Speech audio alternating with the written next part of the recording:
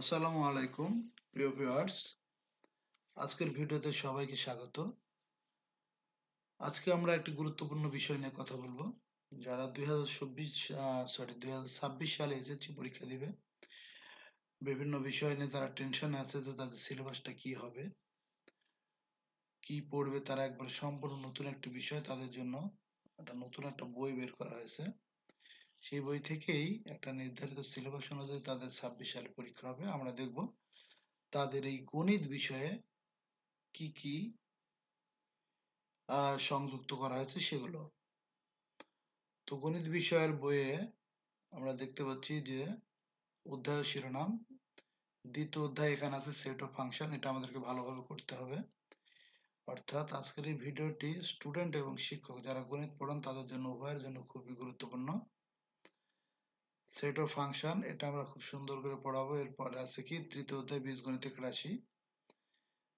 তাহলে এখানে গুরুত্বপূর্ণ বিষয় হচ্ছে দুইটা অধ্যায় আছে, একটা হচ্ছে সেট অফ ফাংশন আর একটা হচ্ছে বীজগণিতিক রাশি। এরপর আমরা যদি যাই দেখবো কি এখানে আবার জ্যামিতিতে চলে আসি। এখন সপ্তম অধ্যায় আর অষ্টম অধ্যায়। সপ্তম অধ্যায় হচ্ছে ব্যবহারিক জ্যামিতি আর অষ্টম অধ্যায় হচ্ছে বৃত্ত, দুইটা। এরপরে তাহলে জ্যামিতিতে দুইটা অধ্যায়, একটু ভালো করে লক্ষ্য রাখো প্রিয় শিক্ষার্থী। জ্যামিতি অধ্যায়, জ্যামিতি অংশ থেকে দুইটা অধ্যায়, একটা ব্যবহারিক জ্যামিতি সপ্তম অধ্যায় আর একটা হচ্ছে অষ্টম অধ্যায় বৃত্ত সংক্রান্ত। আর ত্রিকোণমিতি থেকে আছে নবম অধ্যায় ত্রিকোণমিতিক অনুপাত, একাদশ অধ্যায় বীজগণিতিক অনুপাত ও সমানুপাত, ষোড়শ অধ্যায় পরিমিতি, আর হচ্ছে সপ্তদশ অধ্যায় কি পরিসংখ্যান। এই হচ্ছে আমাদের মোট গণিতের জন্য সিলেবাস। তাহলে কয়টা অধ্যায় হলো আমরা একটু যদি দেখি।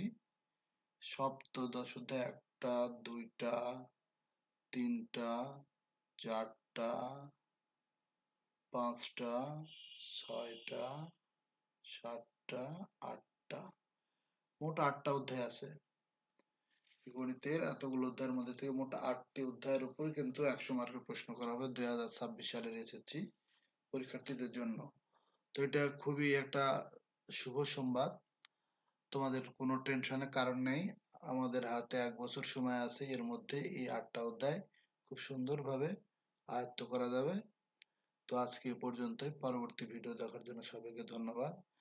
আর এই ইউটিউব চ্যানেল এবং ফেসবুক আইডিটা সবাইকে শেয়ার করে দিবে, সবাই যেন এই 2026 সালের এসএসসি পরীক্ষার গণিত বিষয়ের সিলেবাস সম্পর্কে বিস্তারিত জানতে পারে। সবাইকে ধন্যবাদ। আসসালামু আলাইকুম।